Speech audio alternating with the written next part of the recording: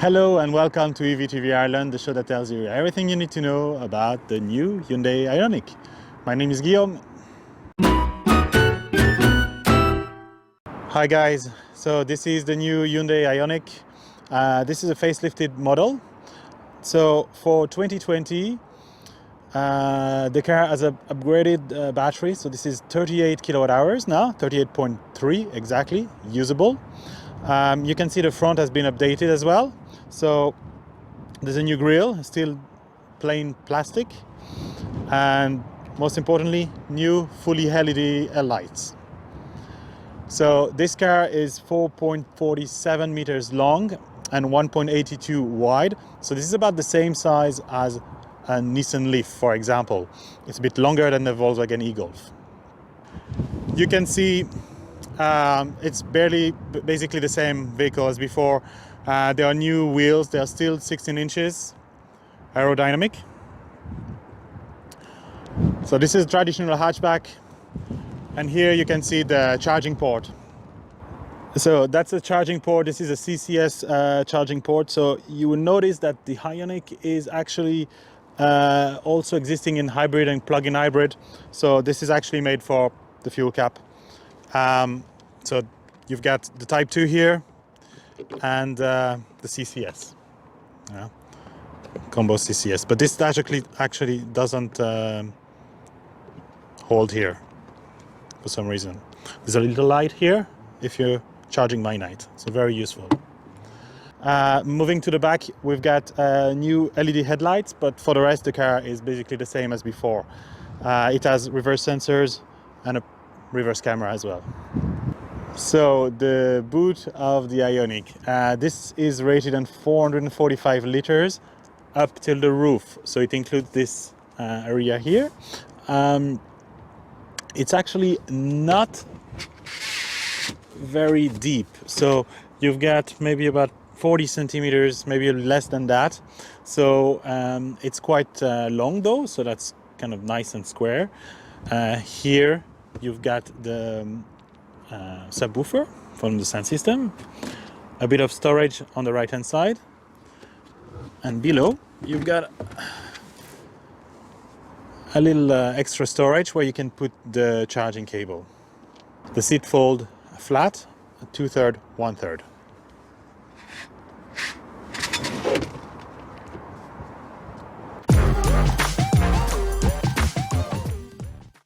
So we've got 10-way electric driver's seat, so that's really good. So you can go forwards and backwards, up and down, and you can have the front and the back of the seat going up and down. You've got, of course, the back of the seat here, and you even have lumbar support. All right, so in the back of the Ioniq, first the headroom. The headroom is just about okay. I'm 1.78 meters.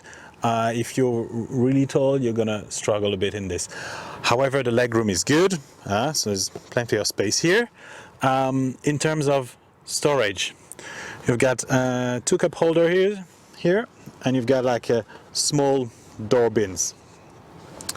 There are privacy windows here, and you also have some net in the back of the front seats. You also have two vents here for the rear passengers, but there are no USB sockets, unfortunately. As you can see here, we've got a two-tone interior. So you've got the choice of this two-tone interior. That would be light gray and black, or a medium gray, fully medium gray interior.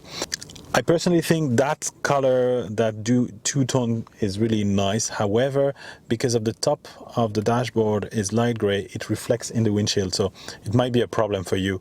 The quality of the plastic are pretty good. You've got like soft plastic all around, and this kind of a fake leather on top here, so it really looks nice. A bit of a chrome effects as well. On this perspective, it is a better quality product than the Hyundai Kona. You've got your regular window control, auto down, auto up for the driver and passenger window. The rear window are regular electric windows. You can of course lock the mirrors left, right, and then automatically fold, of course, the rear mirrors. This car has electric seat, driver only, 2 memories here, so that's very good. And there's an easy entry. That means like when you get into the car, the seat will be in the widest position, and then it will go back to your settings once you close and start the car. So that's very handy. So the steering wheel and the instrument cluster. So this is a 7-inch digital cluster. So that would be the center cluster. On the left hand side you've got the power and charge gauge, and on the right hand side that's the battery gauge. So at the moment it's almost full. So if I actually the car, so let's start the car. So you can see the gauge is here, so it's cold. You've got this warning message. On the steering wheel you've got a lot of controls. So on the right hand side you've got here the different menus. So that would be the menus in the center of the cluster.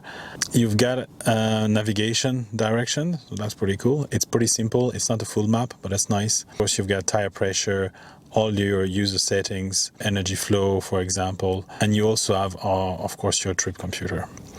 So your consumption and your trip distance, average consumption, etc. So the steering wheel, first you can of course adjust it there in reach and height. So that's very easy. Now the controls themselves. On the right hand side you've got here the trip computer. So there's a lot of different menus you can go through with this button. Here you've got the speed limiter and the adaptive cruise control. You can adjust the cruise control here, of course. These are to go through the menus, and the OK button. This is to cancel your cruise control setting, and this is for the adaptive cruise control. The distance you can adjust between you and the vehicle that's in front of you. Moving on the left hand side, you've got the media controls, so of course the phone controls to pick up and hang up the phone. You've got the volume up and down, and if you press it mutes. You can also go up and down the tracks, and here you've got the voice command, and you can go through different menus of the media system. Behind the steering wheel you've got 2 pedals for the regenerative braking. So here is to increase it, and on the right hand side is to decrease it. You have 3 different levels plus the level 0, which means no regenerative braking at all. So it's like you're freewheeling. And then behind you've got your regular controls, wipers. Note that there's no rear wiper on this car. And then headlights, you've got of course auto headlights, and you've got also auto full / low beam. So the car goes automatically between low beam and high beam. So here in the center console, from the top, you've got here your gear selector. So you've got parking, neutral, reverse and drive. This is actually a very nice kind of padded element here, so you can rest your wrist. Just below you've got the driving modes. So you've got a total of 3 driving modes: normal, sport, eco and eco plus. Here you've got a button to put the camera on by all times. You've got the 2 heated seats here, the front ones. There are no rear heated seats. You've got a heated steering wheel, the auto hold. You can turn off the parking sensors, and here you also have the electronic handbrake. On the left hand side here you've got a very handy wireless charger. You just put your phone there, the light goes on, and you know that your phone is charging. Just below you've got 2 cup holders, the adaptive cup holders, so that's very handy as well. In front of the console here you've got actually a very big storage down. It's an open storage. And above you've got 2 12-volt sockets and 1 USB port. You also have 1 USB port in the armrest that's just here behind the cup holders here. This is the infotainment screen. So you've got a 10.25-inch diameter screen here. So that's the diameter here. All the commands, or almost all the commands, are kind of touch sensitive. So it's not everybody likes that, but you know, you have to know about this. The volume here, that of course it's still a knob, which is good. And you've got the rear defroster and the front defroster as well. So air conditioning controls. The specificity of this car is that there is a driver only mode. So when you put on auto, you can select driver only or not. So that will put the flow, the airflow towards the driver. So if you travel alone, you will save energy this way. So that's really good. I'm turning off because it's kind of noisy. So we've got hazards here, your vents. All right, so our infotainment screen here. First, on the main screen, you've got 3 sub-screens maybe. So first is the music, second would be the map and navigation, and third would be the electric vehicle specific data. We'll go back to that in a minute. If you swipe there, you've got more details, small icons. And the last screen is more specifically about navigation, map navigation, Android Auto or Apple CarPlay if your phone is hooked up. Back to the first screen, you can see on the top you've got the time, date, and you also have everything related to your phone. So if it's charging wirelessly here, the level of charge, and if it's linked in Bluetooth, phone, etc. So that's quite good. If I tap on the music here, so this is actually Spotify, so it hooked up very easily to my phone, so that's a great thing. Going back to the previous menu, we can see here navigation. So navigation works well. You can go around, zoom in, zoom out. Oh, let's go there. Zoom in, zoom out, yeah, and zoom in again. You can see here you've got some sockets. So if you go onto here, you've got the address. So that would be, in this case, the Silver Springs Hotel. And you see there is AC socket, and you can start guidance directly here. So it's very easy to use navigation. Then more interestingly, on the right hand side, you've got everything around the electric vehicle. So first here, you've got a range thing. So it's a circle that shows how far you can go. That's more like a gimmick. You don't really use it. But here, technically, we can go from Cork to Dublin, which is a bit optimistic, but you never know. Here, energy information. So you've got 89% of battery. Actually, this is the only way to see the percentage of battery. Only on this screen. The cluster behind the steering wheel only shows a regular electronic gauge, no percentage. The limitation of the charging. So you've got 80% DC and 100% AC. So I'm not sure if you can adjust that. Yeah, you can adjust it. So that's pretty cool. So if you want to save your battery on the long term, you might want to charge on AC only till 80 or 90%. And if you really need the full charge before going on a long distance journey, you put 100%. DC can also be adjusted, so that's quite good actually. So DC I'm not really sure, because you would be near your car anyway when charging, so yeah, that's not so important on the DC. Yeah, so you've got again the range. Here there's something quite specific to the Korean manufacturers. You've got the detail of your electric consumption. So today at the moment we're stationary, so driving is 0 kilowatts. Climate is off at the moment, but if I turn it on, you probably can see and hear it kicking in. Yeah, and you can see it drains a bit of power. Okay.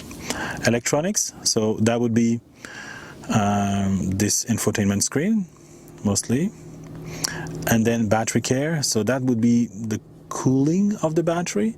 If it's too hot, I'm not sure if it warms the battery in winter. I'm not sure about that, but if it does, it would show here the consumption. So I'm going to stop it because of the humming. If I don't know if it go here, yeah, it's back to this. If I go back to the previous screens,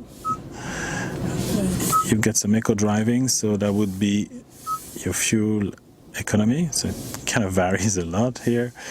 I've been very good yesterday, as you can see. All right, and EV settings here. So we've got a winter mode. So that's for the battery. A range warning. The range warning is displayed if the distance to the destination exceeds the available vehicle range. That should be always on, to be honest. An EV route, so show the EV route on the map, so that would be anything around EV functions, let's say, on your route that you program in the sat-nav. Okay, and here you've got charge management, so that's typical of electric vehicles. Of course, you can schedule charging. So I'm not sure how to do that in this vehicle, but you select the time. You can choose if you want it some specific days, and then you press OK, and it will set it. So you can have a separate one from the weekends and the weekdays.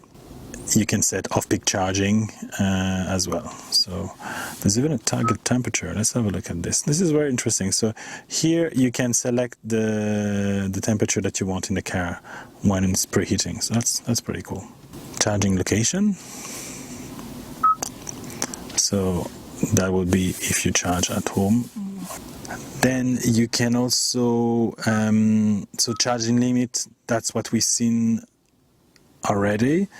And then charging current, you can also adjust the maximum charging current, whether it's on the station, so that would be using your Type 2 cable, or portable, that would be your the 3-pin one.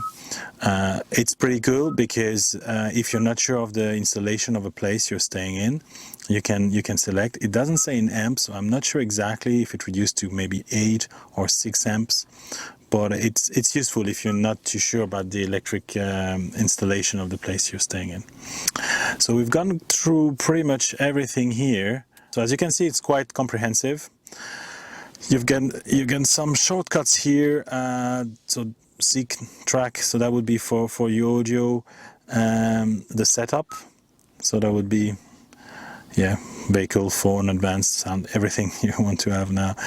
There's really a lot of different things that you can see, and then of course map, nav, radio, and media, like many cars. So if you swipe right here, there's a number of shortcuts as well. So EV goes back to where we were before. Driving information, you have nothing at the moment because we are stationary, but it gives you information about acceleration, deceleration, if you've been good, and the distribution of the speed. It's not very useful if you ask me, but why not? Some settings here. So vehicle settings, typical. So the driving modes, but you have a button below anyway, and climate as well. So that's here. Phone connection, of course, if you want to hook up your Bluetooth. You have actually a voice recognition here, so you can see if it's a beginner, expert, and no guidance at all. Why not? That could be useful. Display, so you can here adjust the brightness, dimming. There's even a blue light filter. It's pretty nice for the evenings. But don't put your blue light on while driving. Probably it's gonna make you sleep. You also have navigation shortcut again, data, network, general. So that would be daytime, of course, screensaver, keyboard, and then here you've got a manual, but that's just a QR code. So you probably download the manual on your phone. Some favorites, you can do some shortcuts there. Your media, so we're back into the music there. You've got radio below if you want to go through your radio stations. So you've got some radios there, of course. Going back, there is a voice memo, so if you want to record a note for yourself to listen to later. Hyundai Live, so this very car is not connected, so I'm not sure which of these elements are available in Ireland or at all, but that could be interesting in the future. Phone settings, of course, and then USB if you want to plug on the USB socket, you can probably watch and hear music and watch videos. And then Apple CarPlay here and Android Auto, they are great because there's no phone connected at the moment. And of course, navigation or the map if we want to go back to the map.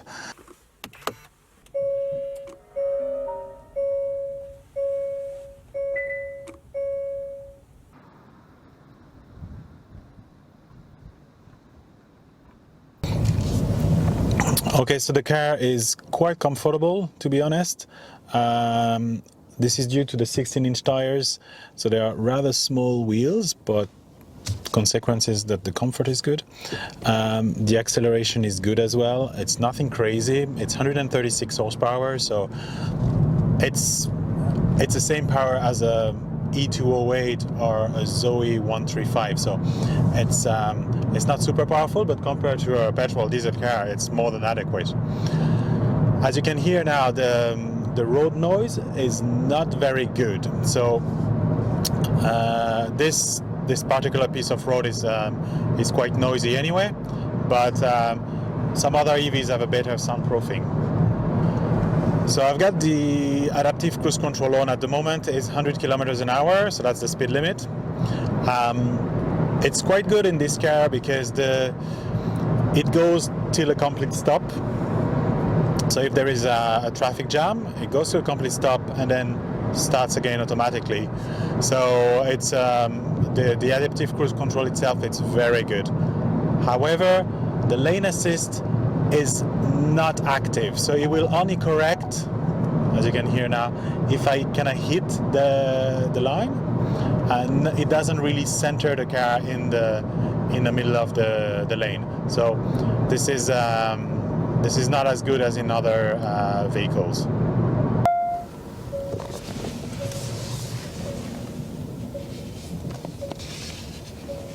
So this is an ESB new generation charge point, AC charge point in the street. We're in Blarney here. So we're going to try this on the Ioniq. Let's swipe. Awaiting authorization. Choose your plug. So I'm going to plug this, all right?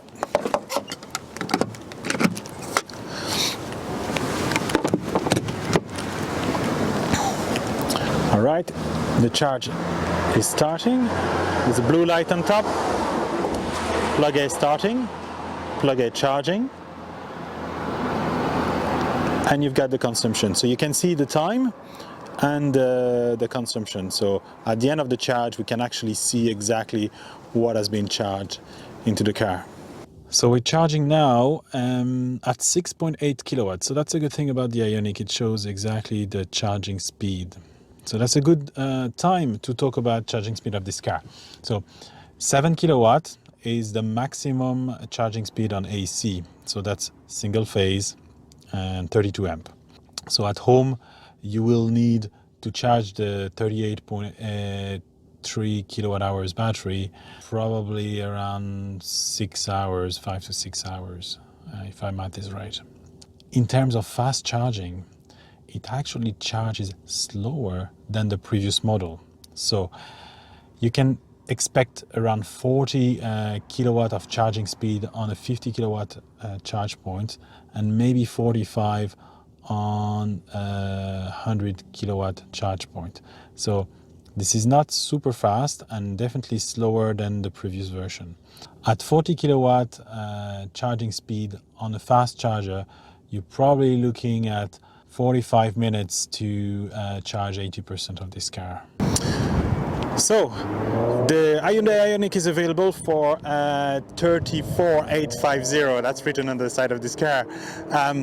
There's only one trim. It's fully equipped, so you've got this leather seats, heated steering wheel, electric seats, navigation. Everything is really standard on this vehicle, so that's really good. You have actually just the choice of the leather colors, so 2 different colors, as I explained before, and also 9 external colors. The competition, that would be the Nissan Leaf, mostly. So the Nissan Leaf is available for just €1,000 less on the SVE trim. It has about a similar size battery. Also, there is the Volkswagen e-Golf. So the Volkswagen e-Golf has a much smaller battery and a lower range as well. So that would be those two cars would be the two main competitors. Well, that's all for now. I hope you found this interesting and informative. As always, please leave your comments below and let us know what you think. And please subscribe to our channel and give it a like. Thanks for watching.